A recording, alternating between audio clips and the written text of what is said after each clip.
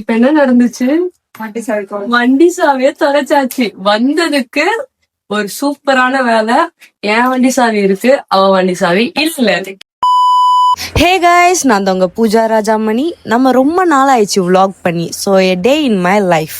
So நல்ல பிள்ளைய college கிளம்பியாச்சு. என் கேர்ள்ஸ் எல்லாம் பார்த்தோன்னே மார்னிங்கே ஃபன் ஸ்டார்ட் ஆயிடுச்சு. உங்களுக்கு ஏதாச்சும் டிஃபரன்ஸ் தெரியுதா? 2 பேர் ட்வின்னிங்கா வந்து நோஸ் பண்ணிட்டு அப்படியே கிளாஸும் முடிஞ்சிருச்சு. நெக்ஸ்ட் என்ன பிளான்னா ப்ரிவியூ ஷோக்கு கிளம்பிட்டோம். ட்ரெஸ்ஸை மட்டும் கொஞ்சம் அவாய்ட் பண்ணிருக்கலாம்.